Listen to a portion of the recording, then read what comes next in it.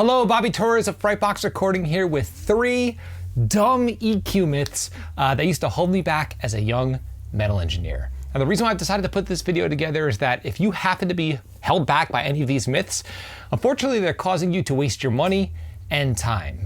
So with that being said, let's jump right into it.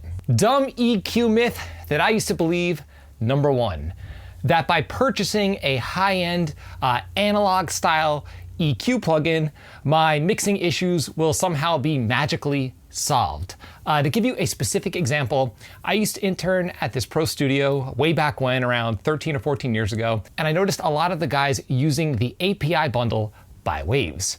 Now, at this point in my career, I used to struggle so much with guitar tone. I was never happy with the sound of my snare, and I love the sound of their productions, so I thought that by purchasing this API bundle by Waves, which wasn't cheap at the time, that all of a sudden my guitar tones would sound warm, crisp, and clear. My snares would sound fat and punchy and would sit in my mix with ease. And lo and behold, I spent my hard-earned cash on the bundle, and my mixes were still terrible. No better.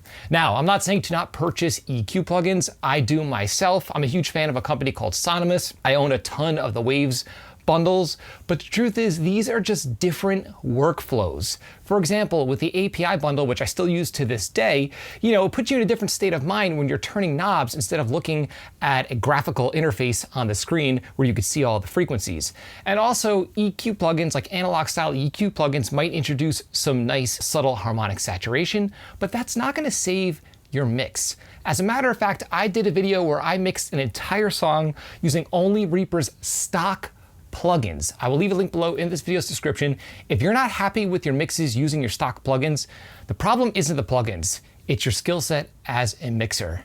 It sucks to hear, I learned the hard way, but it's true. Dumb EQ myth that I used to believe, number 2. Now, this was really popular back when I was going to school for audio. I don't know if it's as popular these days, but I do see it pop up in the questions on some of my videos from time to time on YouTube, so I'll just mention it here. The myth is as follows, that if you do any extreme boosts or cuts with a digital EQ, you will be introducing all of these artifacts into your audio and you'll have harsh, horrible sounding tracks. And that if you spend a lot of money on, let's say, the FabFilter EQ, or I don't know, some other high-end EQ bundle, all of a sudden you won't have any of these issues. Now, there's an amazing video by a guy named Ethan Weiner all about different audio myths. Again, I will leave a link below in this video's description so you could watch it. Trust me, watching this video will save you thousands upon thousands of dollars. And he introduces something interesting in the video that you could test yourself. And I've done it dozens of times within my own DAW. All you have to do is this. Take a stock EQ, pick a specific frequency with a specific filter, and boost it by some ridiculous amount, like let's say 10 dB. Then in series on the same track, take that same EQ and do the exact opposite. Cut that frequency with the exact same filter by the exact same amount. So for example, if you're boosting it by 10 dB with the first EQ, cut it by 10 dB in the second EQ.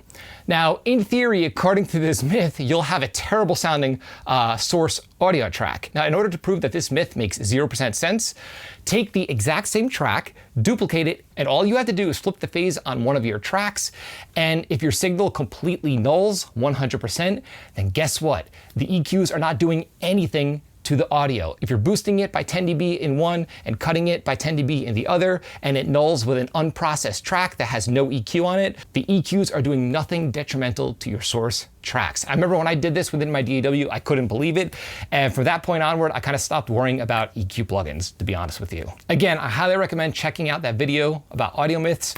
It'll save you a lot of time and money. And finally, EQ myth that used to hold me back, number 3, that all of the issues with my mixing skills had to do with EQ moves. Here's the thing, a lot of us when we start out, we become obsessed with cutting frequencies, boosting frequencies, trying out different plugins, when in reality, we should be paying more attention to just simple panning and level and automation. That's it. I know this is not as fun to tweak as plugins. For example, it's much more fun to tweak a compressor plugin or swap out 5 different saturators on your snare drum or trying out 10 different EQ plugins on your guitars looking for that magical tone. But at the end of the day, so much of a great mix comes down to simple balance. And what I mean by balance is just fader level and panning moves. I know it's the last thing that most people when they're starting out even think of because the companies do such a great job of marketing their awesome products to us. And I'm not saying that EQ is not important. It definitely is, especially when it comes to your low cuts and your high cuts, but it's not as crucial as most people think. So many people just dive into their mix searching for problem frequencies that might not even exist, or they go in there haphazardly just boosting random frequencies based on arbitrary EQ presets. But at the end of the day, the truth is simple volume and panning moves can get you as far as 50 to maybe even 70% of the way through a final mix, if done right. So I'm curious to know, have you ever been led to believe any of these EQ myths?